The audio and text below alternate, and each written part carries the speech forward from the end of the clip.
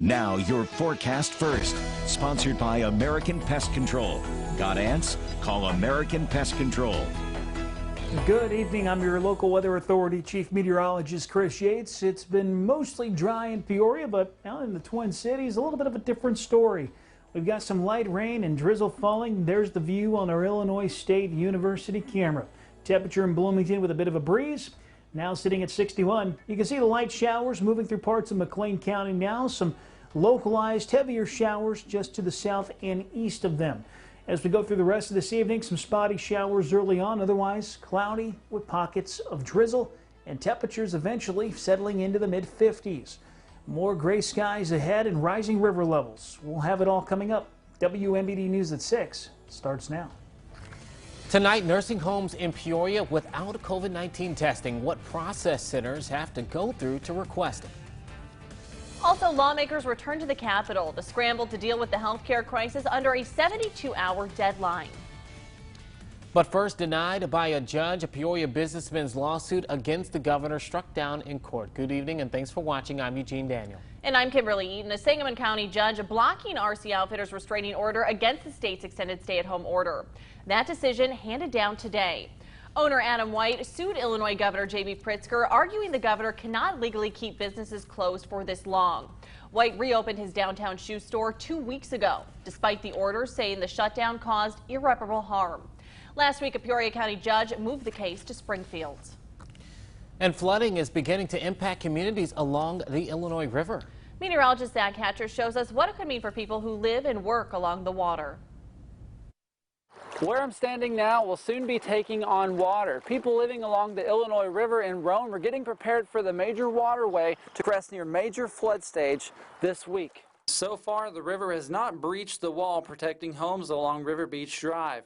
Archie Williams, who visits Rome, says flooding is hard to deal with. I've seen people out here, just everywhere.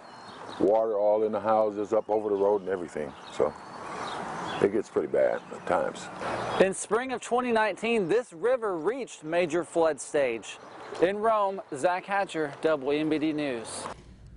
A video trending on Facebook investigates the Alexis Scott case. Investigation Discovery posted an episode titled "What Happened to Alexis Scott" on the social media site earlier today. Alexis Scott went missing in September of 2017. She was last seen at a party in Peoria on Richmond Avenue. And in that episode, her mother, April Allen Scott, reminisces on her daughter's last days before she went missing. A Peoria police detective was also interviewed for the piece. He talks about allegations of sex trafficking as well as evidence including a burnt mattress and bloody U-Haul truck. At least there were reports of those things. Today, this case remains open with no arrest, and many community members in Peoria still working together to help find her. Counting recovered patients. State health leaders say they're struggling to track people who've tested positive and beaten the virus, calling it a challenge to maintain contact with COVID-19 patients who are not hospitalized.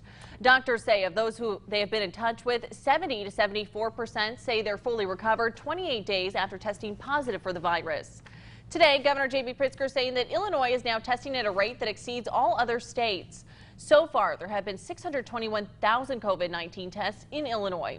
The governor says the whole state is still on track to move to phase 3 of his reopening plan near the end of the month. And providing relief for families in financial crisis caused by this pandemic, Illinois American Water says if you can't pay, your water won't be shut off. The company stressing the importance of water for sanitation, and because water meters can be found inside homes, meter changes are also suspended. The company also addressing the tissue issue, saying with a shortage in toilet paper, some people have turned to flushable wipes. Well, they say not to flush those wipes. Use the trash can instead, adding wipes can cause harm to pipes and sanitation services. The Peoria City County Health Administrator says nursing homes and other long-term care facilities in Peoria are still waiting on COVID-19 testing from the state. While staff who work at those facilities are able to go to local testing sites, residents are not. A spokesperson for the Tazewell County Health Department explaining today the timeline for testing after nursing homes put in a request. We have weekly outreach with our long-term care facilities. So we do a call with them to do some education to make sure they have updated information. We've been getting the tests from the state, and we've been getting them to the facility within 2 days. She says when the Tazewell County Health Department receives a request, nursing homes generally have those within 2 days. And then once the nursing home does have the test, residents and staff should get tested on that same day. She says it then takes a few days to get results back from the state. Illinois lawmakers making their way to the state capitol tomorrow, preparing for a tightly scheduled 72 hours. And this is the first time since March, weeks before the governor's stay-at-home order.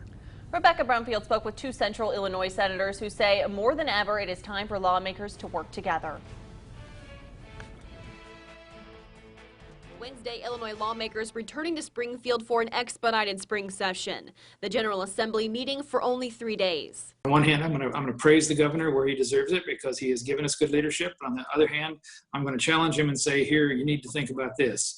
And that's my responsibility as a legislator from this area. I work for the people that elected me, not for the governor. Probably the most significant question in our state's history, the public policy question of how do we react to the COVID-19 pandemic? How do we reopen our state? What's the plan and process and timeline for doing so? The senator saying dealing with the economic crisis and the health crisis a top priority while also extending sunset dates. We have things that are sunsetting, so there's just going to be a kind of an omnibus bill that will take and extend all those sunsetted bills for 1 year, and we'll come back and deal with those next spring. Central Illinois' Heart of Illinois phased reopening plan also on the agenda. The public, by and large, does not buy into the plan that Governor Pritzker's put forward. And so they're reacting and they're getting their local units of government, city councils and county boards, they're convincing them to act because they see the failure, which is the Governor Pritzker's plan. Speaker Mike Madigan saying Tuesday he's looking forward to providing relief to people struggling around the state and not on needless distractions. Rebecca Brumfield, WMBD News. And as those lawmakers returned for that session, Capitol Police will enforce social distancing and politicians will have to wear a mask. Items on the agenda include focusing on passing a budget, expanding vote by mail, debating the pros and cons of the progressive income tax. Each of those items sharpened by the coronavirus. We've seen in many cases COVID-19 drive even deeper divisions between the two parties, setting the groundwork for a very, very heated 3 days. And perhaps the single biggest power struggle will be over the reach and limits of the executive branch after the Pritzker administration filed an emergency rule last Friday, asserting its right to punish, fine, or potentially jail business owners who defy his executive order. Well, it has been another dreary day in Central Illinois. Temperatures well below average. Here's a look at our almanac. Peoria hitting a high of 63, below the average of 74. But we are going to start warming up sooner than later. We'll have that forecast coming up next.